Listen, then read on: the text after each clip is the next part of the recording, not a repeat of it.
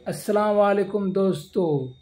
Book बडी YouTube channel का मैं review करने जा रहा हूँ। मुस्लिम साइंटिस्ट के कितने थे आगे। 800 ईस्वी से लेकर 1300 ईस्वी तक माना जाता है कि मुस्लिम गोल्डन एज था। या तो उसमें बहुत से नए नए इजाद किए थे जो हमारे बुक बडी यूट्यूब चैनल का मैं रिव्यू करने जा रहा हूँ। वो बताएंगे कि मुस्लिम साइंटिस्ट कितने आगे थे, एजुकेशन में, साइंटिस्ट में, हर चीज़ आगे थे। आज हम वो पीछे रह गए। इसका क्या कारण है वो हमारे बुक बडी यूट्यूब चैनल का बताएंगे। ध्यान से सुनिएगा। उसका मैं रिव्यू करने जा रहा हूँ। वो एजुकेशन का वीडियो है। दोस्तों, इस वक्त दुनिया में तकरीबन 2 अरब मुसलमान हैं जो दुनिया की आबादी का कुल 23% बनते हैं। ये बहुत बड़ा नंबर है, लेकिन इतने करोड़ों अरबों में तादाद होने के बावजूद साइंस और टेक्नोलॉजी में, मैथमेटिक्स में, लिटरेचर में, रिसर्च एंड डेवलपमेंट में शायद सबसे पीछे मुसलमान ही है। ये मेरी सिर्फ ऑब्जर्वेशन या इरैशनल किस्म का दावा नहीं है दोस्तों, बल्कि इसका एक लिटमस टेस्ट है जो मैं आपको दे देता हूं। नोबेल प्राइज दुनिया का सबसे नामी ग्रामी और प्रेस्टिजियस अवार्ड है जो दुनिया के टॉप नॉच साइंटिस्ट को दिया जाता है in the fields of physics, chemistry, medicine and economics. इस अवार्ड की पिछली 123 साल हिस्ट्री में सैकड़ों साइंसदानों को यह प्राइज मिला है for their revolutionary service to science.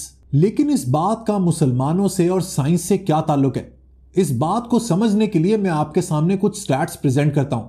अगर हम फिजिक्स, केमिस्ट्री, मेडिसिन और इकोनॉमिक्स उठा लें तो पिछले 123 सालों में इन चारों को जमा करके कुल 492 साइंसदानों को यह प्राइज मिला है। कभी कभार ऐसा होता है कि कुछ साइंटिस्ट को यह प्राइज 2 दफा भी मिल जाता है, जैसे कि इन द केस ऑफ मारी क्यूरी। उन्हें 1903 में फिजिक्स का और 1911 में केमिस्ट्री का नोबेल प्राइज मिला। इसी तरह कुल 4 ऐसे साइंसदान हैं जिनको यह अवार्ड 2 दफा मिल चुका है। लिहाजा ये 492 का नंबर हो गया 488, यानी कि 488। अब मुसलमान चूंकि दुनिया की आबादी का 23% है, लिहाजा इस प्राइज के अंदर उनका शेयर भी 23% होना चाहिए। यानी कि इन 488 में से 112 मुस्लिम साइंसदान तो ऐसे होने चाहिए थे जिनको नोबेल प्राइज मिलता। जरा गेस करें कि यह नंबर क्या होगा। 112 नहीं तो 100, 100 नहीं तो 90, 90 नहीं तो 80, 70, 60, 50 लोगों को तो यह मिलना ही चाहिए था।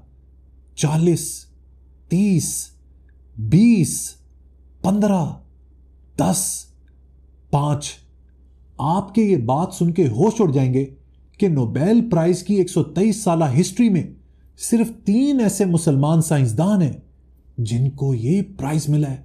इन 3 में से एक हैं डॉक्टर सलाम, जो पाकिस्तान के कॉन्स्टिट्यूशन के हिसाब से एक नॉन मुस्लिम है। लिहाजा पीछे रह गए सिर्फ और सिर्फ 2। इंटरेस्टिंगली अब्दुल सलाम, अहमद जिवेल और अजीज संकार, इन तीनों में से किसी एक ने भी अपने मुल्क, जो कि एक मुस्लिम कंट्री है, वहां पर रहकर अपनी रिसर्च का काम नहीं किया।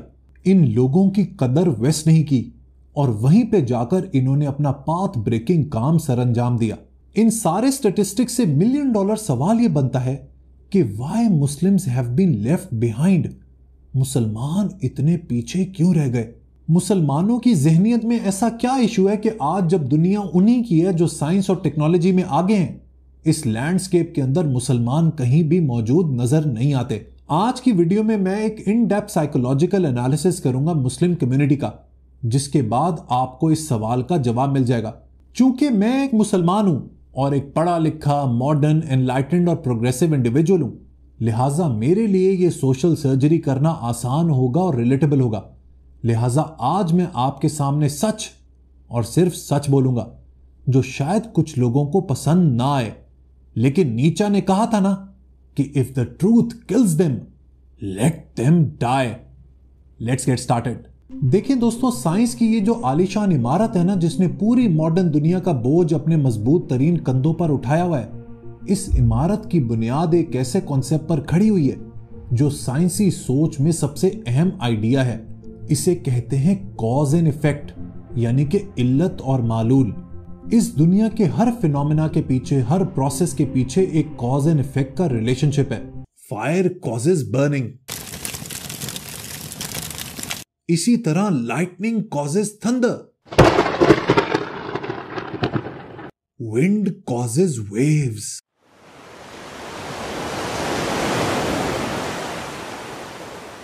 And gravity causes things to fall. ये कायनात खड़ी हुई है फिजिकल लॉस पर, जो हर कीमत पर वैसे ही काम करते हैं जैसे उन्हें करना होता है। लिहाजा अगर आपने इस कायनात के राजों पर से पर्दा उठाना है तो आपको रिसर्च के जरिए कॉज एंड इफेक्ट का पता लगाना होता है। और इस कॉज एंड इफेक्ट के प्रोसेस को मालूम करने के लिए आपको साइंटिफिक अप्रोच और माइंडसेट की जरूरत होती है, जिसमें आप हर बात पर, हर स्टेप पर सवाल उठाते हैं और इस सवाल दर सवाल के जरिए बिल आखिर अपनी मंजिल तक पहुंच जाते हैं। मुस्लिम मुआशरों में ये जो कॉज एंड इफेक्ट समझने का जुनून है ना, ये सिरे से मौजूद ही नहीं है। हम लोग हर काम अल्लाह के जिम्मे ठहराकर फारिग हो जाते हैं। अल्लाह के काम अल्लाह ही जाने। मुसलमान से अगर आप पूछें कि ये दुनिया किसने बनाई तो वो आपको जवाब देगा अल्लाह ने। जब आप उससे पूछेंगे कि कैसे बनाई तो वो कहेगा अल्लाह तो कहता है कुन और फयाकून हो जाता है। मुसलमान होने का मतलब ये नहीं कि आप सब काम अल्लाह के हवाले करके इंशाल्लाह माशाल्लाह कहते रहें और आपके सारे काम हो जाएं। The world doesn't work this way. Quran शरीफ बार बार अपने पढ़ने वाले को कहता है कि तहकीक करो, रिसर्च करो, चीजों के बारे में खोज लगाओ। ये बात मैं आपको कुरान हकीम की इन आयात से साबित कर देता हूं। यह है जनाब सूरह राद आयत नंबर 3 का तर्जुमा। और वही है जिसने जमीन को फैलाया और इसमें लंगर और नहरें बनाई और जमीन में हर किस्म के फल दो दो तरह के बनाए, रात से दिन को छुपा लेता है। बेशक इसमें निशानियां हैं ध्यान करने वालों के लिए। इसी तरह सूरह जासिया की आयत नंबर 13 का तर्जुमा देख लेते हैं। और तुम्हारे लिए काम में लगाए जो कुछ आसमानों में है और जो कुछ जमीन में अपने हुक्म से, बेशक इसमें निशानियां हैं सोचने वालों के लिए। इसी तरह सूरह रोम आयत नंबर 22, और इसकी निशानियों से है आसमानों और जमीन की पैदाइश और तुम्हारी जबानों और रंगतों का इख्तिलाफ, बेशक इसमें निशानियां हैं जानने वालों के लिए। इस्लाम और कुरान का असल फलसफा ये कहता है कि इंसान इस दुनिया की क्रिएशन में, इस दुनिया की तख्लीक में एक एक्टिव पार्टिसिपेंट है, यानी कि इंसान खुद भी एक खालिक है और उसका इस दुनिया की तख्लीक में एक बहुत ही अहम रोल है। लेकिन मुसलमान इंटेलेक्चुअली इतने लेजी हो चुके हैं कि उन्हें दिमाग का, अकल का, रैशनैलिटी का इस्तेमाल करना एक बेकार चीज लगता है। मुस्लिम मुआशरों में जो क्लर्जी हैं यानी कि मौलवी, वो अक्सर औकात आपको इस तरह की बातें कहते हुए मिलेंगे कि अकल ईमान की दुश्मन है, ईमान के मामले में किसी भी तरह के सवाल की कोई गुंजाइश नहीं। आज से 2 साल पहले दोस्तों मैं जॉर्डन गया और वहां पे मैंने डेड सी को एक्सप्लोर किया। It was the most stunning experience of my life. दुनिया में कोई ऐसी जगह नहीं जहां इंसान पानी में इस तरीके से फ्लोट करे। मेरे साथ जो वहां पर लोग थे उनमें से कुछ लोग तो बार बार ये कह रहे थे कि भाई ये अल्लाह की कुदरत है, ये अल्लाह के काम है, सुभान अल्लाह, माशाअल्लाह। और कुछ लोग इस जगह को हजरत लूत अलैहिस्सलाम की कौम से जोड़ रहे थे। मेरा इस बात पर बिल्कुल एतराज नहीं, आप सुभान अल्लाह भी कहें, माशाअल्लाह भी कहें, आप हजरत लूत अलैहिस्सलाम के वाक़े से भी इस जगह को जोड़ें, इस बात में कोई प्रॉब्लम नहीं है। इस पर यकीन रखें, ईमान रखें। लेकिन इस बात पर भी यकीन रखें कि डेड सी में इंसान डूबता इसलिए नहीं है क्योंकि इसके पीछे भी साइंस का कॉज एंड इफेक्ट रिलेशनशिप है। इंसान इसमें क्यों तैरता रहता है, इसके पीछे कोई जादू टोना नहीं है और ना ही कोई मौजज़ा है। डेड सी दोस्तों हमारी इस दुनिया का सबसे लोएस्ट पॉइंट है, जो सतह समंदर से 430 मीटर नीचे है। टेक्निकली डेड सी एक लेक है जिसमें सॉल्ट कंटेंट यानी नमक की मिकदार इतनी ज्यादा है कि वो पानी को बहुत ज्यादा डेंस कर देती है। पानी की डेंसिटी बढ़ने से पानी के अंदर एक बड़ी ही स्ट्रॉन्ग बॉयंट फोर्स आ जाती है जो किसी भी ऑब्जेक्ट को ऊपर धकेलती है। यही वजह है कि हर चीज यहां पर फ्लोट करती है। डेड सी में वाटर का इनफ्लो कम है और इवेपोरेशन का रेट ज्यादा है, जिसकी वजह से उसके अंदर मिनरल कंटेंट बहुत ज्यादा बन जाता है और सॉल्ट एक्यूमुलेट होता रहता है, जमा होता रहता है, which leads to this floating phenomena। लिहाजा नेचर के इस फिनोमेना के पीछे भी एक कॉज एंड इफेक्ट रिलेशनशिप है। 2 समंदर आपस में नहीं मिलते, इसके पीछे कोई मौजज़ा नहीं बल्कि साइंस है। जमीन गोल घूमती है और सूरज के गिर्द चक्कर लगाती है, इसके पीछे मौजज़ा नहीं बल्कि साइंस है। जमीन पर रात के वक्त हमें चांद सितारे चमकते हुए नजर आते हैं। इन चांद सितारों में कोई परियां, भूत प्रेत नहीं बल्कि इनकी रोशनी के पीछे भी साइंस है। जमीन पर जलजले हमारे अमाल की वजह से नहीं आते बल्कि इसके पीछे भी अर्थ के स्ट्रक्चर की साइंस है। लिहाजा आप दुनिया की कोई भी चीज उठा लें, कोई भी प्रोसेस उठा लें, उसके पीछे कोई ना कोई मैथमेटिकल इक्वेशन, कोई ना कोई फिजिकल लॉ या फिर कॉज एंड इफेक्ट रिलेशनशिप जरूर होगा। हमारे जो थॉट लीडर्स रहे हैं, बदकिस्मती से वो इंटेलेक्चुअली इतने बैंकरप्ट थे कि कभी भी उन्होंने कोई बड़ी सोच की, कोई बड़े विजन की, कोई इल्म की, कोई साइंस एंड टेक्नोलॉजी की बात नहीं की। मौलाना मौदूदी जो जमात इस्लामी के फाउंडर हैं, उन्हीं की मिसाल ले लें। अपने एक लेक्चर में उन्होंने कुछ ये कहा, जदीद तालीम और रस्म रिवाज की नौयत पर गौर करने से फौरन पता चलता है कि इनका इस्लामी तालीम और रस्म रिवाज से कोई ताल्लुक नहीं। आप नौजवानों को फलसफा पढ़ाते हैं जो अल्लाह के बगैर कायनात की वजाहत करना चाहता है। आप इन्हें साइंस सिखाते हैं जो अक्ल से खाली और हवास के गुलाम हैं।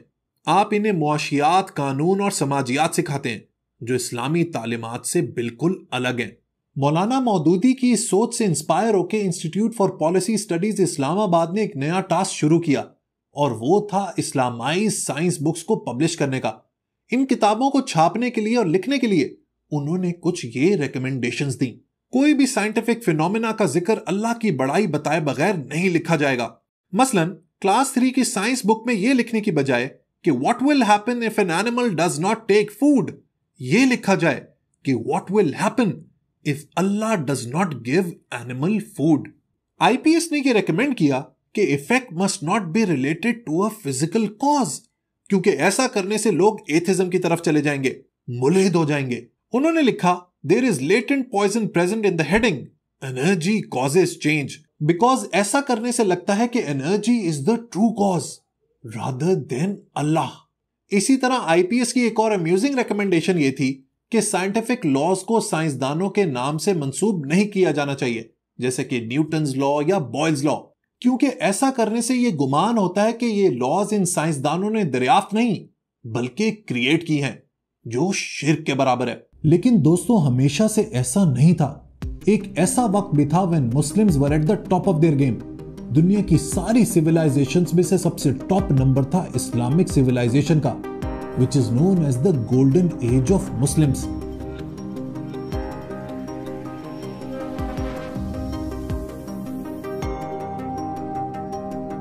आज सारी दुनिया अलजेब्रा पढ़ती है। It is one of the foundation pillars of mathematics. लेकिन आप जानते हैं कि इस अलजेब्रा को किसने डेवलप किया? एक मुसलमान मैथमेटिशियन ने, जिसका नाम था मोहम्मद बिन मूसा अल ख्वारिज़मी। अलजेब्रा का वर्ड एक अरबिक वर्ड अल जबर से निकला है। इस टर्म अल जबर को मैथमेटिकल मीनिंग दरअसल अल ख्वारिज़मी ने अपनी किताब में दिया, जिसका नाम है अल किताब अल मुख्तसर फी हिसाब अल जबर वल मुकाबला। क्या बात है! यहीं से 16वीं सदी में इंग्लिश ने इस वर्ड अल जबर को चेंज करके अलजेब्रा कर दिया। आगे चलते हैं। उमर खयाम, जो वेस्ट में एज अ पोएट बहुत मशहूर हैं, उन्होंने क्यूबिक इक्वेशंस को सॉल्व करने के नए तरीके बताए। अल बतनी वाज अ ट्रिग्नोमेट्री जीनियस। उन्होंने इस डिसिप्लिन में बहुत काम किया। अल बेरूनी द माइस्ट्रो, उन्होंने 146 किताबें लिखी और पहली दफा यह बताया कि जो हमारा अर्थ है, जो हमारी जमीन है, वो अपने एक्सिस के इर्द गिर्द रोटेट करती है। इसके अलावा अल बेरूनी के बारे में जो सबसे ब्रेथ टेकिंग बात है वो ये कि उसने पिंड दादन खान में बैठकर अर्थ का सरकमफ्रेंस मालूम किया। जस्ट इमेजिन, आज से 1000 साल पहले विदाउट एनी साइंटिफिक इक्विपमेंट्स उसने 99% एक्यूरेसी के साथ अर्थ के सरकमफ्रेंस को मेजर किया। मोहम्मद अल इदरीसी ने दुनिया की पहली मॉडर्न एटलस बनाई और वर्ल्ड मैप बनाया। इसके अलावा अल राजी ने सरदर्द, खांसी और कब्ज का इलाज दरियाफ्त किया। आगे चलें तो बात पहुंचती है इब्ने सीना तक। He was a medical genius. Ibn Sina ने एक कमाल की किताब लिखी जिसका टाइटल है कैनन ऑफ मेडिसिन। मेरे पास एक जबरदस्त किताब है जिसका टाइटल है बुक्स दैट चेंज्ड हिस्ट्री। इस किताब के अंदर इब्ने सीना की कैनन ऑफ मेडिसिन का भी जिक्र है। इसके अलावा इब्ने सीना ने यह भी दरियाफ्त किया कि अगर आपके जहन में नेगेटिव थॉट्स हैं तो वो आपकी हेल्थ के ऊपर इंपैक्ट कर सकती हैं। लिहाजा आज से 1000 साल पहले उन्होंने कहीं ना कहीं साइकोलॉजी की बुनियाद रखी। एक और कमाल के मुस्लिम साइंटिस्ट थे जिनका नाम है इब्न अल हैतम। इन्होंने नेचर ऑफ लाइट के ऊपर काम किया, ऑप्टिक्स के ऊपर काम किया, 200 के करीब किताबें लिखी, इनफैक्ट पिन होल कैमरा भी इन्वेंट किया। सो ऑल इन ऑल इस गोल्डन एज के अंदर मुसलमान साइंसदानों ने जबरदस्त काम किए। तो फिर चाहे वो फिजिक्स हो, बायोलॉजी हो, एस्ट्रोनॉमी हो या फिर मैथमेटिक्स, ये वो वक्त था जब यूरोप डार्क एजेस में था। चर्च यानी कलीसा का लोगों के जहनों के ऊपर, उनकी सोच के ऊपर ऐसा कब्जा था कि कोई इंडिपेंडेंटली सोच ही नहीं सकता था, जबकि दूसरी तरफ Muslims were at the top of their game. Rationality का बोलबाला था, लोग रीजन और मंतक से बात किया करते थे। लेकिन दोस्तों 10वीं सदी में anti rational Ashari school of thought ने मुसलमानों के जहन ऐसे बंद किए जो आज तक नहीं खुल पाए। अशरी स्कूल ऑफ थॉट का ओकेजनलिज्म पर बिलीफ था। साइंस का जो मेन आइडिया है ना कॉज एंड इफेक्ट का, ओकेजनलिज्म इसको रद्द कर देता है, यानी कि नेचुरल कॉजालिटी को डिनाई कर देता है। अशरियों का यह मानना था कि किसी भी नेचुरल फिनोमेना के बारे में आप गारंटी के साथ, सर्टेनिटी के साथ ये नहीं कह सकते कि ऐसा हो के ही रहेगा, क्योंकि होता वही है जो खुदा चाहता है और खुदा कभी भी अपनी विल को बदल सकता है। सो अशरी थॉट के मुताबिक पानी तब नहीं बनता जब हाइड्रोजन के 2 एटम्स और ऑक्सीजन का 1 एटम मिलता है। पानी तब बनता है जब हुक्म इलाही होता है। ओकेजनलिज्म की यह थॉट अशरी सोच का एक बहुत ही इंटेग्रल हिस्सा बनी, और चूंकि इस किस्म की सोच कायनात की सारी कोहेरेंस की, सारे मेथड के परखच्चे उड़ा देती है और सारी डिपेंडेबिलिटी खुदा के ऊपर डाल देती है, लिहाजा मुसलमानों ने सोचा कि यार ये तो बेहतरीन मौका है, इस सोच को अपना लो, क्योंकि इसको अपनाने से इंटेलेक्चुअल एक्सरसाइज की जरूरत ही नहीं पड़ेगी, जहन का इस्तेमाल करना ही नहीं पड़ेगा, रैशनैलिटी को यूज करना ही नहीं पड़ेगा, जो भी काम होगा वो अल्लाह के जिम्मे डाल के अपने आप को फारिग कर लेंगे। ये सोच आज हमारे ब्लड का हिस्सा बन चुकी है, और जब इस तरह की सोच होगी तो ये बात तो गारंटीड है कि मुस्लिम मुआशरों में साइंसदान तो बिल्कुल पैदा नहीं होंगे। एक और वजह मुस्लिम दुनिया में साइंस से दूरी की है इल्म यानी नॉलेज को लेकर हमारा एटीट्यूड।